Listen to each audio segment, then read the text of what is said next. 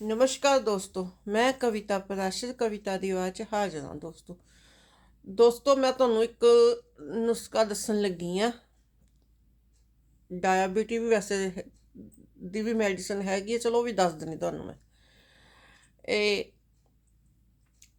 50 gram ਮੇਥੇ, ਸਾਬਤ ਮੇਥੇ ਡਰਾਈ ਮੇਥੇ, 50 ਗ੍ਰਾਮ ਮੇਥੇ, 50 ਗ੍ਰਾਮ ਹਲਦੀ,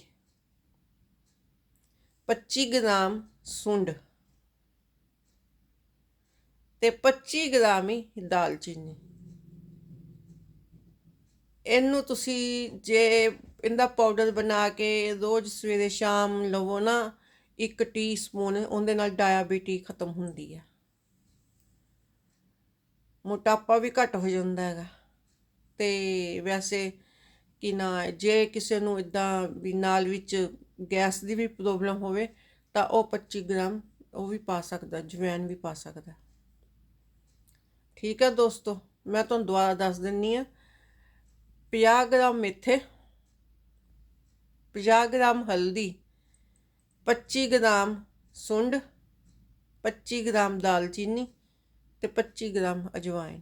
ਇਹਨੂੰ ਪਾਊਡਰ ਬਣਾ ਕੇ ਰੱਖ ਲਓ ਤੇ ਕਿਸੇ ਵੀ ਬੰਦ ਡੱਬੇ 'ਚ ਰੱਖਿਆ, ਸ਼ੀਸ਼ੀ 'ਚ ਰੱਖਿਆ, ਜੇ ਕੀੜਾ ਕੂੜਾ ਨਾ ਲੱਗੇ, ਓਨੇ ਚੀਜ਼ ਦਾ ਬਣਾਓ ਜਿੰਨਾ ਚਿਰ ਤੁਸੀਂ ਖਾਣਾ ਹੈਗਾ। 1 ਟੀਸਪੂਨ ਸਵੇਰੇ ਲੈ ਲਓ ਗੁਨਗੁਨੇ ਪਾਣੀ ਨਾਲ, 1 ਟੀਸਪੂਨ ਸ਼ਾਮ ਨੂੰ ਲੈ ਲਓ। ਉਹਦੇ ਨਾਲ ਡਾਇਬੀਟੀ ਦੇ ਉੱਪਰ ਫਰਕ ਪੈਂਦਾ ਹੈਗਾ। ਠੀਕ ਹੈ ਦੋਸਤੋ। ਔਰ ਦੂਸਰਾ ਨੁਸਖਾ ਦੱਸਣ ਲੱਗੀ ਹਾਂ ਹੈਗਾ ਤਾਂ ਸਾਰੇ ਘਰਾਂ 'ਚ ਹੀ ਇਹ ਚੀਜ਼ਾਂ ਹੁੰਦੀਆਂ ਅੱਜ ਕੱਲ੍ਹ, ਹਰ ਕੋਈ ਯੂਟਿਊਬ 'ਤੇ ਦਿੰਦਾ ਹੈਗਾ। ਆਪਾਂ ਕਈ ਵਾਰ ਅਦਰਕ ਦਾ ਛਿਲਕਾ ਲਾ ਕੇ ਸਿੱਟ ਦਿੰਦੇ ਹਾਂ। ਉਹ ਤੁਸੀਂ ਛਿਲਕਿਆਂ ਨੂੰ ਸਿੱਟਣਾ ਨਹੀਂ ਗਾ, ਛਿੱਲੜ ਨੂੰ, ਜਿਹੜਾ ਛਿੱਲੜ ਹੁੰਦਾ ਨਾ ਅਦਰਕ ਦਾ ਉੱਪਰਲਾ ਵਰਦੀ ਹੁੰਦੀ ਹੈ, ਅਤੇ ਉਹਨੂੰ ਸਿੱਟਣਾ ਨਹੀਂ ਗਾ। ਉਹਨੂੰ ਤੁਸੀਂ ਨਾ ਧੋ ਕੇ ਸੁਕਾ ਲਓ। ਇੰਡੀਆ 'ਚ ਤਾਂ ਧੁੱਪ ਧੱਪ ਵਾਹਵਾ ਨਿਕਲਦੀ ਹੈ ਨਾ, ਉਹਨੂੰ ਧੋ ਕੇ ਸੁਕਾ ਲਓ, ਉਹਦਾ ਪਾਊਡਰ ਬਣਾ ਲਓ।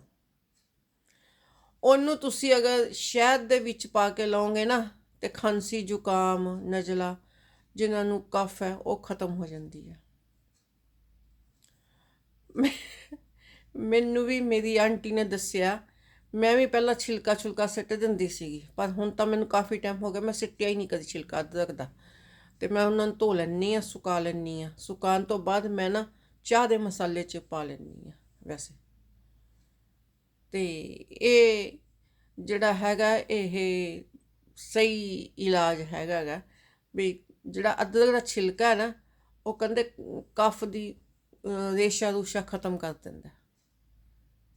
ਠੀਕ ਹੈ ਦੋਸਤੋ, ਨਮਸਤੇ, ਸਤਿ ਸ਼੍ਰੀ ਅਕਾਲ, ਆਦਾਬ।